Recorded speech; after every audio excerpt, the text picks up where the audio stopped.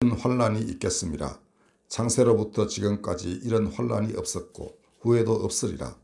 그 날들을 감하지 아니하면 모든 육체가 구원을 얻지 못할 것이나 그러나 택하신 자들을 위하여 그 날들을 감하시리라.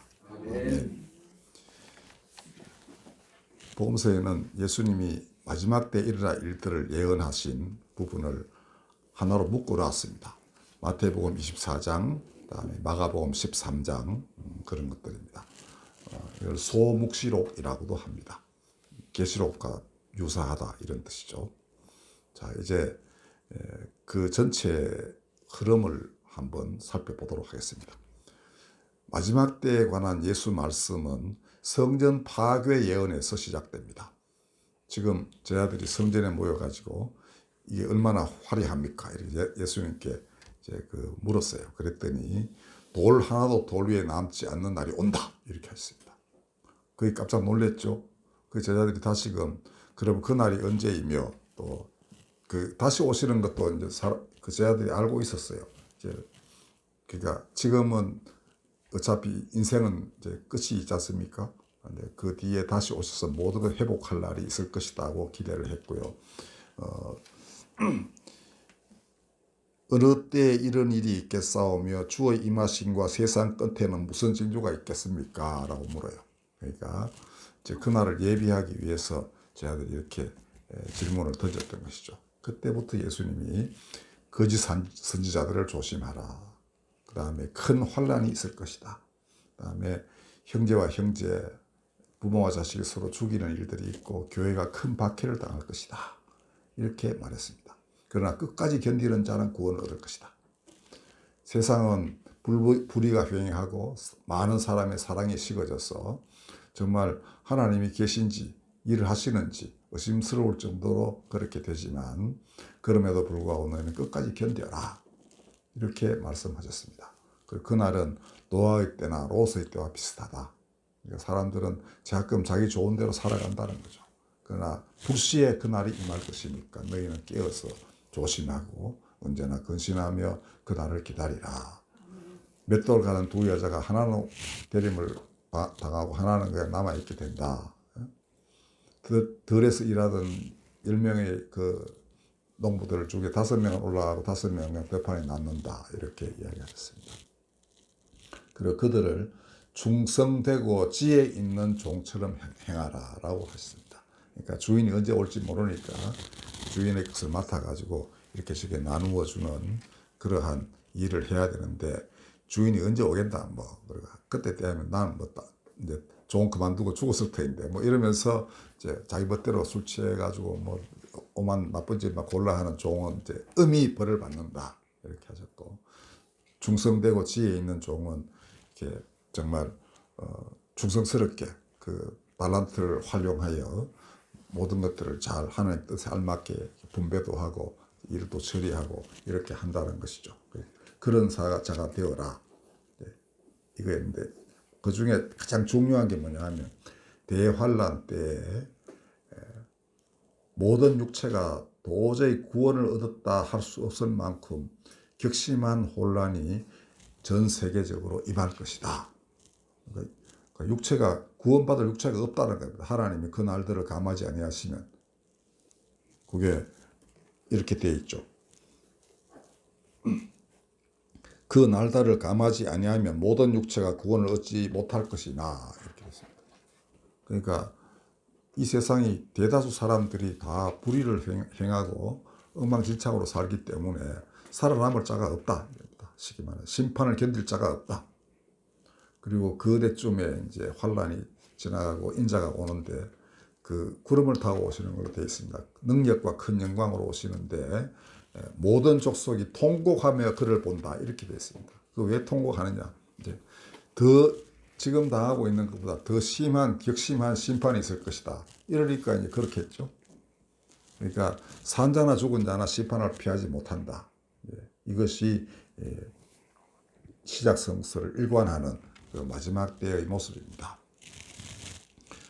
예수님 아주 독특하게 그 마지막 때 혼자 심판하시지 않고 불러내요.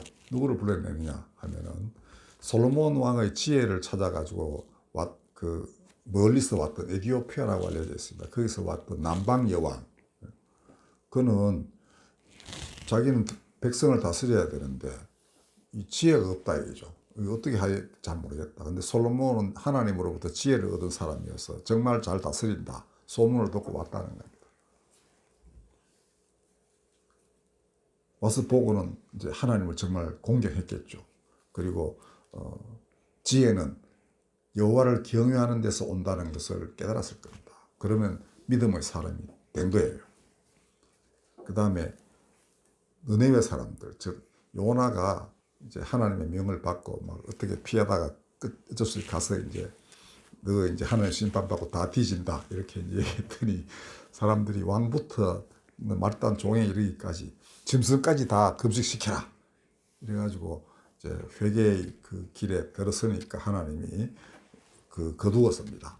근데 정작 그 심판을 전했던 요나는 왜 말씀하신 대로 안 합니까? 이러고 이제 뻗대면서 계속 이제 그 하나님께 항의를 하는데 그 요나를 바꾸는 건 하나님이 이렇게 그늘을 만들어줘라. 하루 만에 자라는 큰 나무 이제 잎사귀. 근데 그 금방 말라 죽어요. 또 이제 신경질 냅니다. 이 하루 만에 왜 이렇게 하시냐고 그랬더니 거기는 수많은 사람과 육축도 엄청나게 많은데 네가 하루 만에 사라지는 이것도 아까워가지고 벌벌 떨면서 그 수많은 생명들이 죽어나는 걸 너는 왜 불쌍하게 생각하지 않느냐 이렇게 해서 이제 하나님 여호와를 요나를 이렇게 설득을 하시는 장면이 나옵니다. 그런데 그들은 회개했다 이거죠. 한 사람은 지혜를 찾아서 하나님을 믿었고 또 한 사람은 죄를 깨닫고 회개함으로써 하나님 앞에 섰다 이거죠. 이 사람들이 맨 마지막 날에 심판대에 나와가지고 이 세대 사람들을 정죄할 것이다 이렇게 했습니다. 이렇게 불신의 시대.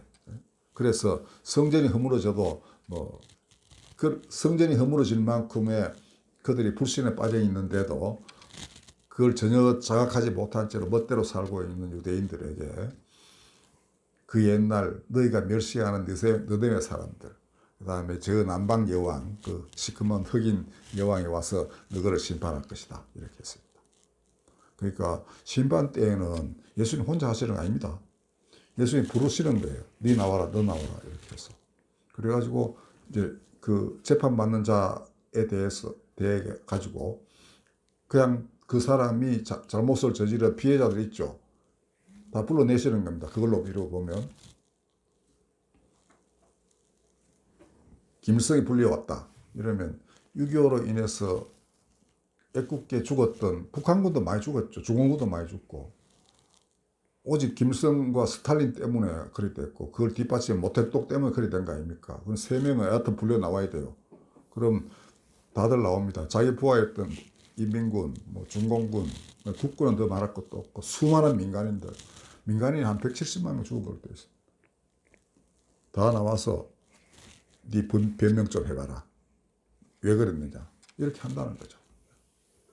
예수님이 혼자서 다 말씀하시는 거 아닙니다. 당사자들이 와서 그냥 그게 그런 심판이 얼마나 오래 지속될지 모릅니다. 한 번 다 말하고 끝나는 게 아니고 우리 인간의 연수로 100년이 갈 수도 있고 200년, 500년이 갈 수도 있는 겁니다. 그 기간 동안 그 말의 화살을 다 받아들여야 돼요. 그게 죽을 지경이죠.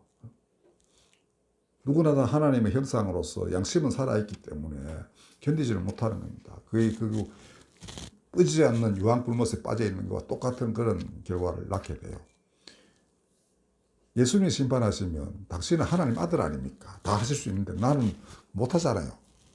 이렇게 변명이 안 되는 겁니다. 왜냐하면은 택하신 사람들은 또 예수님과 비슷하게 그 고난의 길을 갔거든요. 이들이 다 나와가지고 다 사람이 이렇게 살 수도 있지 않느냐 이렇게 하는 겁니다. 그래서 오늘 보면 택하신 자들을 위하여 그 날들을 감하시리라 이렇게 하셨는데 이들은 고통 중에서 하나님에 대한 믿음과 믿음으로 인한 지혜를 가지고 충성되고 지혜 있는 종처럼 행동했다는 겁니다. 악하고 게으른 종하고 다르다는 거예요. 그들은 악하고 게으른 종, 지도를 세웠으면은 어쨌든 지도자가 됐으면은 자기 백성들하고 주변 사람들이 잘 살게 해줬어야 될 거 아닙니까? 그러나 악하고 게으른 종이에요. 멋대로 때리고 죽이고 했다는 거죠.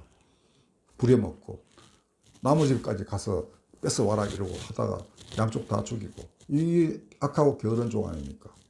그게 어떻게 살아남을 수 있겠습니까? 그로 인해 피해를 입은 모든 사람들이 나와서 왜 그랬어요? 이렇게 되는 거죠. 이게 심판입니다. 마지막 때. 그게 어떤 식으로 벌어질지 우리 모릅니다. 그러나 그건 죽은 자들의 심판, 그리 돼 있어요.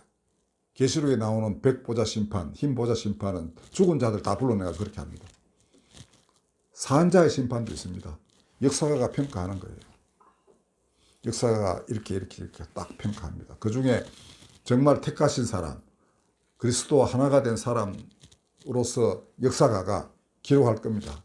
성경이 전부 그런 겁니다. 솔로몬이 잘못했다 그래요. 시바 여왕 솔로몬 찾아와서 솔로몬으로부터 지혜를 듣고 하나님을 공개한 사람이 되는데, 정작 솔로몬은 나중에 자기 첩들 때문에 이방 신들을 전부 끌어들여가지고 엉망진창의 삶을 살게 됐습니다. 그래서 사가가 딱 해요. 솔로몬은 잘못했다. 믿음이 아버지만 못하였다. 딱 이렇게 역사가 기록을 해요. 그 사람이 기록한 겁니다.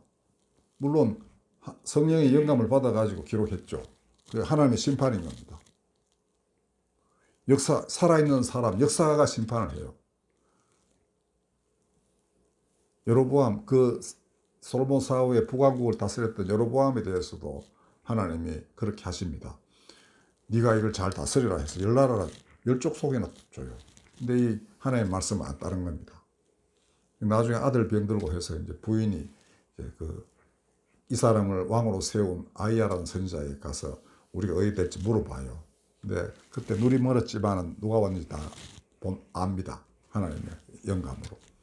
그리고는 너희 이 아이만 죽을 것이지만은 온전히 묘가 보존이 되고 나머지는 몽땅 다 멸족돼서 정말 개박된다, 이렇게 합니다. 그리고 수십 년이 지난 뒤에 두 번의 왕이 거쳐진 뒤에 실제로 그렇게 돼요. 여로보암의 모든 일족이 다 죽게 됩니다. 역사가 그걸 기록을 다 해요. 그래서 오늘까지 남아있는 거 아닙니까? 그리고 열왕기를 쓴 사람이 딱 한마디 합니다. 여호와의 말씀대로 되었다. 이깁니다. 결론이. 그럼 그 이전에 누가 말한 사람이 있지 않습니까? 그게 아이야 선지자예요. 다 살아있는 사람이 심판을 합니다. 예를 들면 지금 우리가 푸틴은 절대로 우크라이나를 먹을 수 없다. 왜냐하면 그는 몰로고의 제사장처럼 자기 백성도 불의 제단에 바치는 사람이다. 제가 우리 사촌 중에 저거 있어요. 해병대 이제 기갑 부대 장교가 있었습니다. 아주 오래전에 지금 못 만났는데, 그래요. 기갑 장교나 기갑 부대원들이 제일 두려워하는 게 바로 그게 전차가 포탄 맞아가지고 안에서 자기들이 불고기 되는 거. 그렇게 두렵답니다. 근데 푸틴은 자기 청년 병사들을 전부 탱크에 해가지고 쳐들어가게 한 뒤에 지금 드론 공격이나 이런 거 받아가지고 그게 탱크가 완전히 박살나는 거 아닙니까?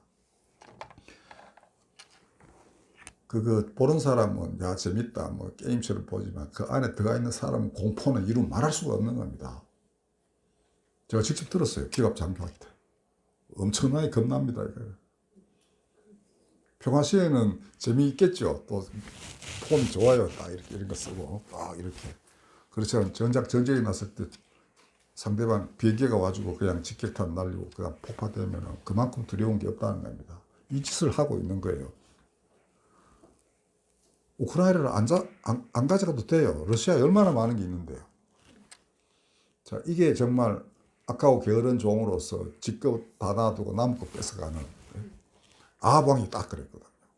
자기 쉽게 말하면 양이 100마리 넣은 놈이 옆에 집 양 하나 잡아가려고 포도원 하나를 이제 뺏어가는 이런 일을 벌였습니다. 이게 다 하나님이 딱 말씀하십니다. 선지자가 나타나가지고. 그 다음에 말씀대로 다 돼요. 하나님이 하시는 심판은 이렇습니다. 우리 죽은 자에 대한 보이지 않는 심판은 우리가 잘 모르지만은 분명히 예수님이 옛날 사람 다 끌어가지고 피해 입은 사람 다 나와서 법정에 세워서 배석해가지고 죽음한다. 확실하게 말씀하셨습니다. 산자는 이렇게 역사가 기록을 해요. 이거는 산자들은 언제나 볼 수 있습니다. 죽은 자의 세계는 우리 잘 모르니까 어떻게 될지 뭐 나중에 누군가 기록할 수 있겠지만 그건 차후로 치고, 죽은 자도 다 심판하죠. 역사가들이. 산자의 심판을 피할 길이 없다는 겁니다. 모든 죽은 자도. 하나님의 사람이 그렇게 합니다. 그게 바로 오늘 22절에 나오는 택하신 자들이 하는 일입니다. 이 택하신 자들은 소돔성을 구할 수 있었던 10명의 의인과 같은 사람들입니다. 자, 이제 마지막으로 간단하게 정리를 하겠습니다. 마지막 때에 대한 예수 말씀은 성전 파괴 예언에서 시작되었습니다. 예언은 40년 후에 성취되었습니다. 파괴되었거든요. 그것은 입술로만 하나님을 경배하고 마음은 멀어진 유대인들의 불신이 자초한 결과였습니다. 예수님이 이 말씀을 꺼내신 이유는 마지막 때에도 그럴 것이라고 예견하셨기 때문입니다. 겉보기에 헤롯 성전은 화려하기 그지없었습니다. 그러나 사람 마음속에 성전이 없는데 그 껍데기에 불과하죠. 껍데기가 필요 없는 겁니다. 안에 있는 존재가 살아있으면 껍데기 없어도 되고, 또 안에 있는 사람이 죽어버리면 껍데기가 필요 없죠. 지금 세대가 그렇지 않다고 누가 장담할 수 있겠습니까? 그러므로 그가 예언하신 대환란은 실현 가능성이 매우 높습니다. 그러나 희망이 있는 것은 택하신 자들을 인하여 하나님이 그 날들을 감하실 것이라고 약속했던 것입니다. 이들은 10명의 의인, 소돔을 구할 수 있었던 10명의 의인과 같습니다. 악인이 횡행하면 의인은 고난을 당하기 마련입니다. 정신적 고통은 더 말할 것도 없습니다. 재정적으로 되게 힘들 수도 있겠죠. 그러나 이들의 고난은 십자가가 되어서 다른 이들이 파멸에 이르는 것을 막아줍니다. 예언의 마지막 부분에서 예수님이 언급하신 충성되고 지혜 있는 종, 이들이 바로 그들입니다. 그리고 이들은 바로 여기 앉아 계신 우리 모두입니다. 기도하겠습니다. 거룩하신 하나님, 충성되고 지혜 있는 종들을 일으키시고 당신의 뜻을 다 행하소서. 믿음 없는 사람은 믿음의 길로 나아오게 하시고 죄 많은 자들은 회개의 길에 들어서게 하여 주시옵소서. 모든 것은 하나님 지으셨고 하나님께로 돌아와야 하오니 하나님, 그 거룩하고 거룩한 뜻 인간이 어찌 다 헤아릴 수 있으리까? 오직 우리 주 예수 그리스도만이 하실 수 있사오니 아들 속히 보내시고 택하신 자들을 불러 모으셔서 그 뜻 다 이룩하옵소서. 우리 주님 예수 그리스도 이름으로 기도하였습니다. 아멘.